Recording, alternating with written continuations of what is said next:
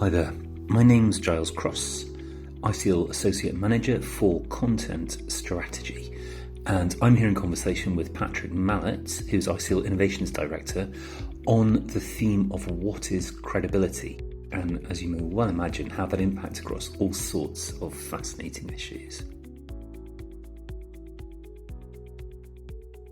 Okay, so maybe you can tell me a bit about what you think credibility actually is and what ISEAL means by credibility too. Sure. Yeah. So I'm Patrick Mallet. I'm the Innovations Director at ISEAL.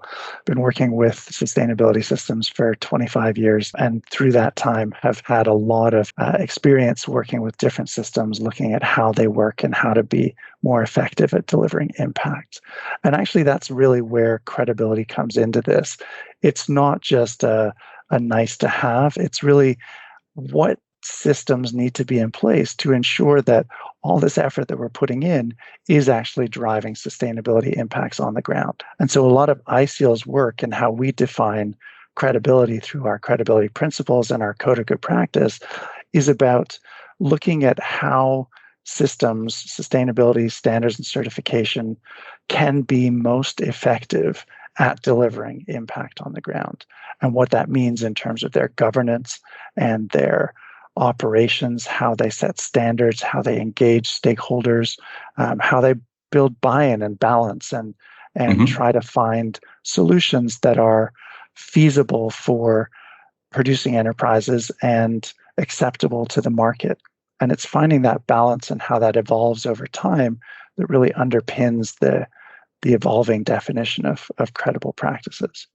Brilliant, thanks. And how do you think credibility is understood in the wider sustainability world? Do you think there's a bit of a difference in terms of what credible might mean to maybe a business that's quite a long way down the sustainability path, or a government or an NGO out there? I wonder if there's a broader understanding of this term, or perhaps everyone gets a bit of a different sense of what it's all about.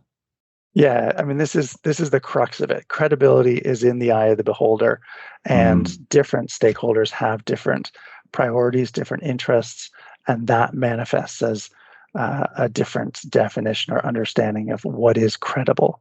And I think what's most interesting and what ISEAL tries to do is to capture and understand how different stakeholders' views of what is credible are evolving over time, and what that means for sustainability systems and how they need to respond. And it's that positioning and that dynamic between the actors and the sustainability systems that really makes our work interesting. So very practically, for example, big transition over the last 10 years has been towards companies being much more interested in impact information, data about impacts on specific sustainability issues like carbon emissions or biodiversity or human rights that they care about and need to report against.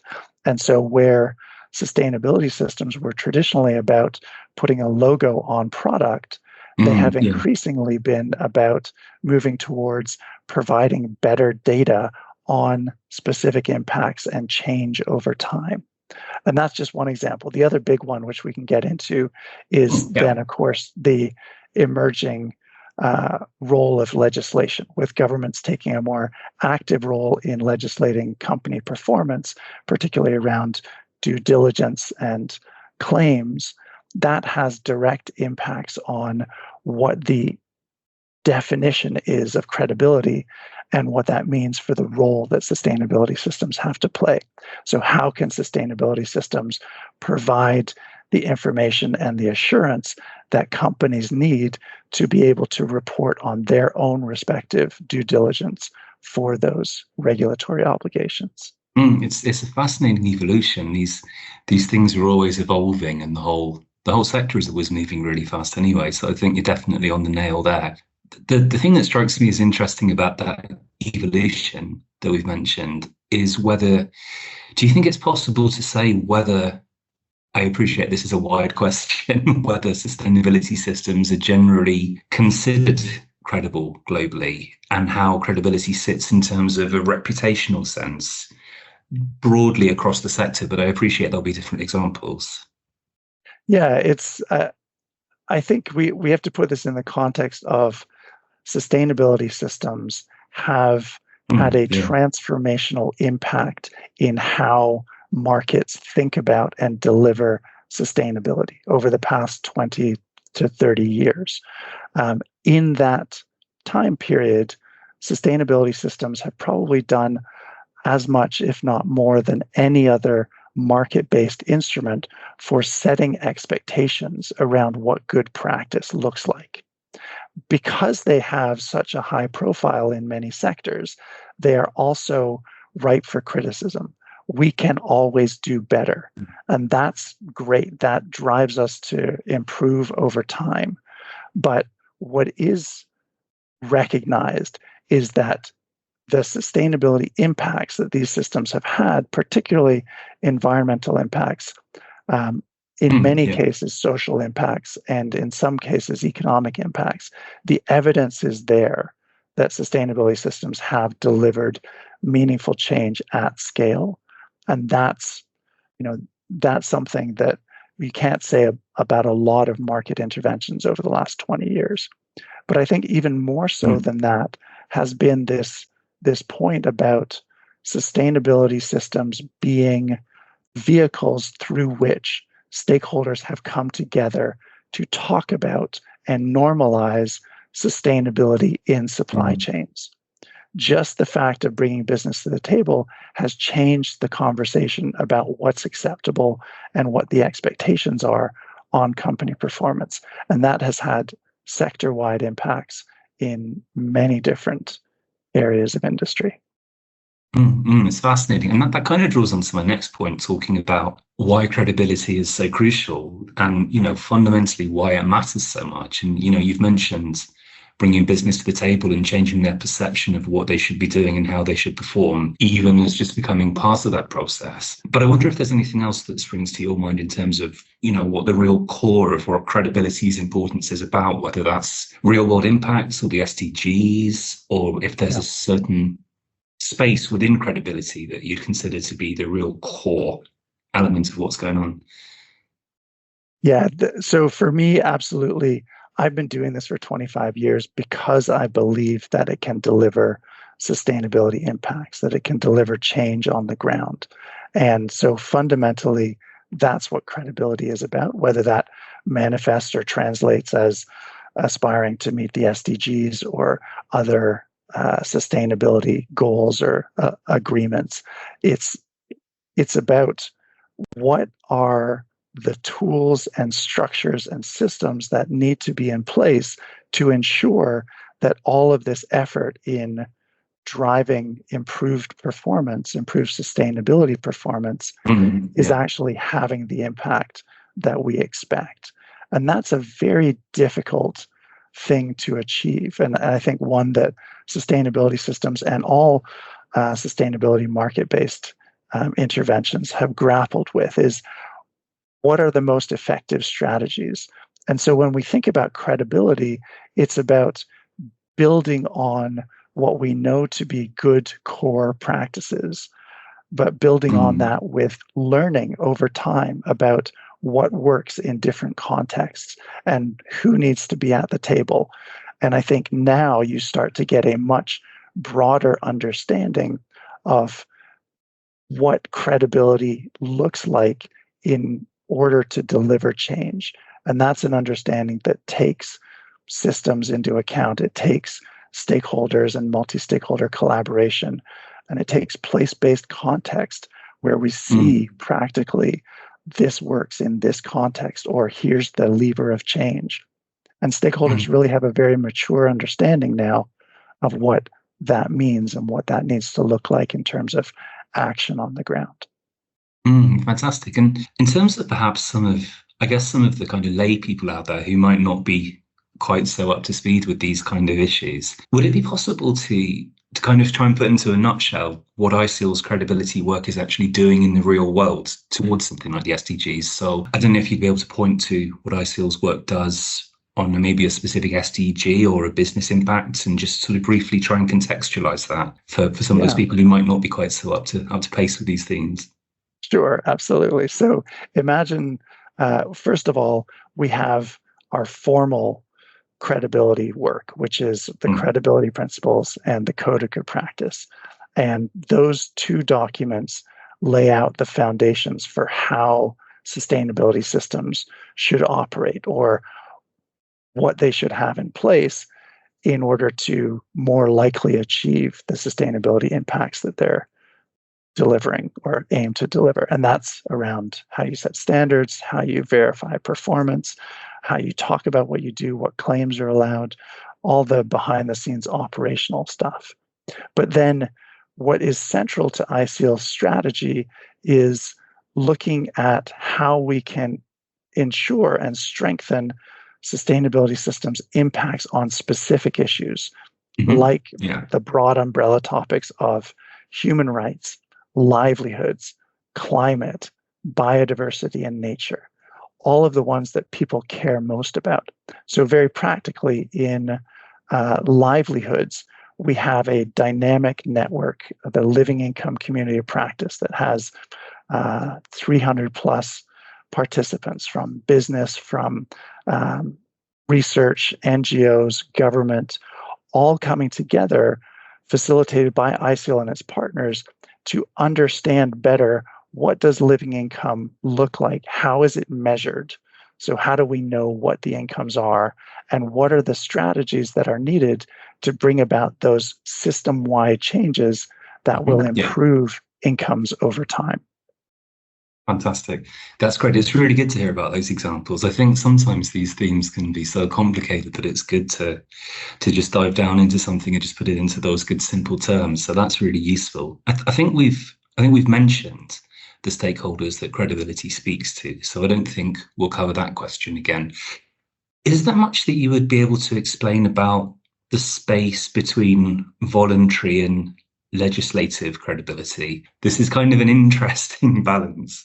So I suppose what I'm driving at is I'd be interested in opinions on whether either of these approaches is necessarily more effective, or whether the task is for both of these tools to work together, and just kind of how you see how that space aligns would be an intriguing thing to understand.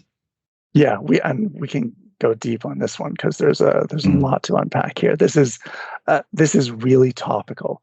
So just for historical context, imagine that when these voluntary tools were first established, it was in the 80s, 90s, when government was essentially abdicating responsibility for social environmental issues. They were stepping back from regulations. Voluntary tools came in to fill the gap. 25 years later, we're now seeing governments actively coming forward and saying it is our responsibility to manage the impacts that companies and others are having on the environment, on social well-being. And so the emergence of regulation over the last 10 years has been a fundamental shift, almost a full circle. And what has really become clear is how well-placed voluntary sustainability systems are to help deliver on the regulatory expectations. So we talk about a smart mix, and a smart mix is really how you combine the regulatory tools or regulatory requirements with voluntary tools. What ways can the two complement each other? And I do think in terms of credibility, the voluntary tools have a lot to offer in terms of already having real world experience of what works in practice. And that definition, whether you call it credibility or effectiveness, is a valuable tool that governments can use when thinking about crafting their regulations. When thinking about implementing their regulations, then absolutely, you just look to the due diligence regulations to see, okay, well, we need tools that can provide the type of assurance, the type of data, the type of risk management that companies will need to be able to show for their reporting obligations. And so thinking about the ways that voluntary standards can implement and support regulations is something that's very central to our work, and something where I think those systems are really well positioned. Fantastic, thank you. Maybe you can tell me a bit more about the credibility principles and the update to the ISEAL code, and how those those couple of tools work together to improve practice and to deliver benefits. Yeah, you bet. So the ISEAL credibility principles are really the foundational document for ISEAL and for the sustainability movement or sustainability systems. There are 10 credibility principles, and they're essentially high-level concepts that are about what are the core values that systems need to be aspiring towards. And it starts with very practical things like, how do we engage stakeholders? What value do we create from our systems? Then there's the operational pieces around, and how do we ensure the impartiality and the competence and expertise of the systems? But ultimately, I like to think of it as a pyramid, because those two pieces feed up to the improvement over time. So how can these tools be learning and improving how well they're working? And then what's the impact that they're actually creating? So all of it is measuring towards sustainability impacts, and that's the pinnacle of that pyramid. Mm-hmm. The code of good practice then is the operationalization of that. So it's looking at a sustainability system and the actual functions that it has. And then the new code of practice, good practice, which just came out earlier this year, it's a big step forward for ISEAL. We historically have had codes of good practice around specific parts of a sustainability system, like standard setting. It is now one holistic perspective to say, look at this organization or initiative as a whole. How can it most effectively deliver on its defined sustainability outcomes and impacts? And by putting all of the requirements together in one code of practice, it really highlights how all the different pieces fit together and complement each other. So practically, if you think about data and good data management, that underpins so much of what a sustainability system does and needs to operate. And so looking at that holistically and saying, how can we better manage, better gather data, better manage it, better analyze it, better communicate it across our organization, that's really powerful. And in the new code, we also talk about some of the new and important issues that are emerging in the landscape, like due diligence. So how can sustainability systems be clear in defining the roles that they play in supporting company due diligence? And how can they do their own due diligence as a company operating in this market economy themselves? Mm-hmm. Yeah, that's fascinating. It's interesting you mentioned due diligence, because I was going to ask if there would be a reasonably simple way of talking about differentiation between what makes a good, credible system and a system that's performing less well, and perhaps how that in turn might differentiate a corporate that's doing well or doing poorly on these kind of metrics. I suspect due diligence is one of those things, but I'd be fascinated to hear if there is anything else that springs to mind in that space. Yeah, I think the credibility principles are probably a really good foundation for this conversation, because those core values are the things that differentiate good performing systems from those that may be on a path to improvement. And it's things like as simple as transparency. So if you're looking at a system, it's useful to have insight in how it works. What does the governance structure look like? What requirements are companies or enterprises, what do they need to meet? Is the verification, are the reports public? So just having that level of transparency is a good indicator how robust a system is. You can also look then at to what extent do systems engage stakeholders and really reflect those stakeholder perspectives and views. If we think about the reason, we talk a lot about stakeholder engagement and participation and how important that is. It's not just important because you're giving stakeholders a voice, but because these are sustainability systems that have real world impacts on those stakeholders. So it not only helps to empower and create a relationship with those that are affected, but helps to improve the quality and relevance and impact your system is having because it's grounded in the realities of those different stakeholders and their priorities. So I think there's real value in the stakeholder engagement piece that helps to differentiate sustainability systems from those that, again, maybe needing to develop further. I guess that kind of leads slightly helpfully into talking about the opportunities and the positives and what the opportunity is for governments or corporate leaders in terms of digging more deeply into credibility and getting involved in these themes, and what are the real positives they can gain from these things. Yeah. I think one of the biggest transitions that we're seeing for companies is their recognition that it is not just about their company or even their supply chain, but that their responsibility, both strategic and from a risk management perspective, extends to the regions and communities from which they source.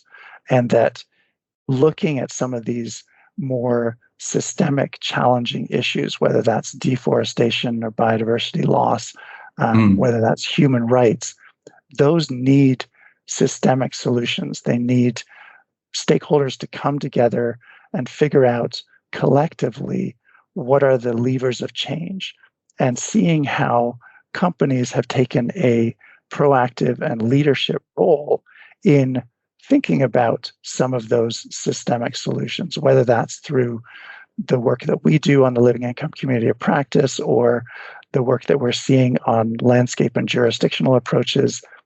It's increasingly common for companies to understand that their responsibility and their future success depends on having these systemic solutions that deliver meaningful and durable change on some of these critical issues. So it's not just because we're forced to report against our carbon emissions or because we've made commitments on reducing deforestation in our supply chains.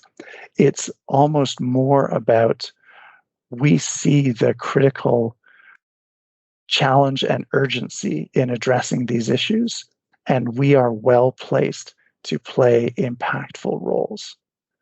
I think governments can play supporting roles in the sense of creating the enabling framework. And this is both consumer governments on the responsibilities of companies, but importantly, producing country governments looking at how they can support more sustainable and responsible production systems and what that means for the economic livelihoods of their constituents. And I think that's what we have to realize is one of the most significant challenges in all of this is that for this to succeed, those producers and individuals who are doing the work at the bottom end of the supply chain, they need to have right livelihoods, they need to have well-being, they need to have basic human rights, and only then will you have the foundation on which you can build durable environmental and other sustainability values and performance impacts. Deforestation will always continue to happen if there are people who need to cut down the forest in order to put food on the table. And that's just an example, but that logic holds for all of the sustainability issues we care about. Absolutely. And I think that's fascinating. There's, from that perspective, these sustainability improvements, that it's almost as if there's a baseline of just basic human dignity and ability to work and an ability to make a living and look after your family before you can then even get to engaging with this stuff, because otherwise you don't even really have the opportunity or the choice to do so. Yeah. So I think that's a really good point to make.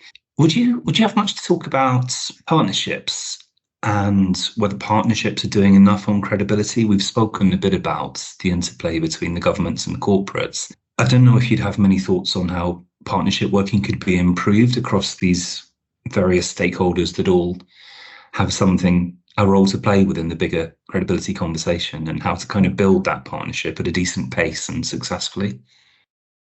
Yeah, I do think that partnerships are critical to achieving the kind of scale that we need and in the time frame that we have.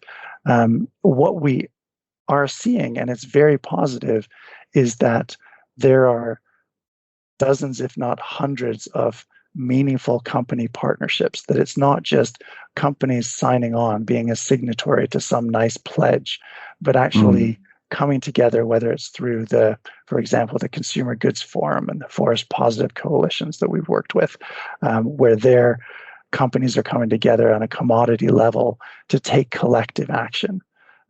Similarly, again, the Living Income Community of Practice is about how do we share experiences on an issue across sectors, across commodities, with many different stakeholders that are taking action on the ground. There are really exciting partnerships in producing countries, in Cote d'Ivoire and Ghana, with the government taking a leadership role in sector-wide cocoa partnerships. There are other types of collaboration. All of these collaborations and partnerships are what's needed. It is fundamentally, I believe, more strongly now than I ever have, that we will only solve these problems through meaningful collaboration. I would say that it is important that partnerships are not just about companies at the top of the supply chain coming together and making commitments and taking action, but that there is meaningful engagement throughout the supply chain with stakeholders, particularly at the production end of the supply chain, who have need to have a real voice in defining what's needed and how that comes about. So questions of equity and balance are really critical here. And I think we see a lot of good examples of companies coming together. And it is important that we emphasize or focus on how to bring in local governments, local stakeholders, the people who will be impacted by some of these partnerships, because they have a critical voice to play. Yeah, that's fascinating. That actually draws me on to another theme that I hadn't necessarily planned to discuss, but I don't know if you have many thoughts on localism and credibility and localized approaches and how those sit against the broader global approach that needs to be taken. So I'd be fascinated to kind of grab some opinion on that space in terms of how the localism works with the top overarching stuff that's going on at kind of global level as well.